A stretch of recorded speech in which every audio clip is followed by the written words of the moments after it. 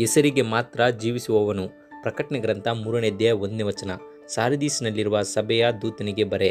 ದೇವರ 7 ಆತ್ಮಗಳು 7 ನಕ್ಷತ್ರಗಳು ಉಳ್ಳಾತನು ಹೇಳುವುದೇನೆಂದರೆ, ನಿನ್ನ ಕೃತ್ಯಗಳನ್ನು ಬಲ್ಲೆನು, ಜೀವಿಸುವವನು ಎಂದು ಹೆಸರು ನಿನಗಿದ್ದರೂ ಸತ್ತವನಾಗಿದ್ದಿ ಎಂಬುದನ್ನು ಬಲ್ಲೆನು ಎಂಬುದಾಗಿ ತಿಳಿಸುತ್ತದೆ.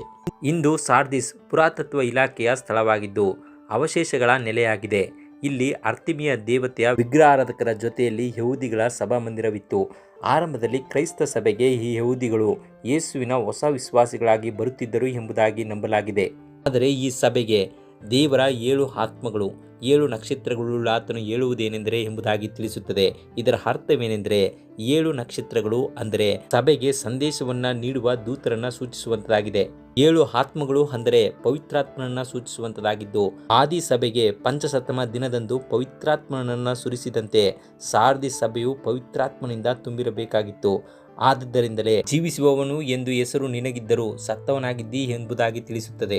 ಹಾಗಾದರೆ ಈ ಸಭೆ ಸತ್ತದ್ದು ಹೇಗೆ ಎಂಬುದನ್ನು ನಾವು ನೋಡುವುದಾದರೆ, ಸಾರ್ದಿಸ್ ಸಭೆಯ ಜನರು ಪಾಪದ ಕಾರ್ಯದಲ್ಲಿ ಜೀವಿಸುವವರಾಗಿದ್ದು, ಪಾಪ ಕ್ಷಮಾಪಣೆ ಬಗ್ಗೆ ಜ್ಞಾನವಿಲ್ಲದೆ, ಕ್ರಿಸ್ತನ ಜೀವನವನ್ನು ಪ್ರತಿಬಿಂಬಿಸದೆ, ಪ್ರೀತಿ ಇಲ್ಲದೆ, ಕೇವಲ ನಾನು ಭಯಭಕ್ತಿಯಿಂದ ಇದ್ದೇನೆ ಎಂಬುದಾಗಿ ಹೇಳುವುದರಿಂದ ಏನು ಪ್ರಯೋಜನವಿಲ್ಲ. ಆದುದರಿಂದ ಒಬ್ಬನು ಸಭೆಗೆ ಹೋಗುವುದರಿಂದ ಕ್ರೈಸ್ತನಾಗುವುದಿಲ್ಲ.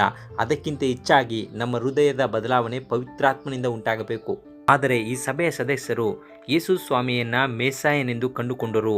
ಆ ಸತ್ಯದಿಂದ ಅವರು ಯಾವ ರೀತಿಯಲ್ಲಿ ಜೀವಿಸುತ್ತಿದ್ದರು ಮತ್ತು ಅದರಿಂದ ಅವರ ಸಮುದಾಯದ ಮೇಲೆ ಯಾವ ಪರಿಣಾಮ ಬೀರಿತು ಎಂದು ಮುಂದಿನ ದಿನಗಳಲ್ಲಿ ನಾವು ಒಂದೊಂದಾಗಿ ನೋಡೋಣ. ಆದುದರಿಂದ ನಾವು ಹೆಸರಿಗೆ ಮಾತ್ರ ಕ್ರೈಸ್ತರಾಗಿ ಜೀವಿಸದೆ ನಮ್ಮ ಗುಣಗಳಲ್ಲಿ ಕ್ರಿಸ್ತನನ್ನು ಪ್ರತಿಬಿಂಬಿಸಿ ಜೀವಿಸೋಣ. ದೇವರು ನಿಮ್ಮನ್ನು ಆಶೀರ್ವದಿಸಲಿ.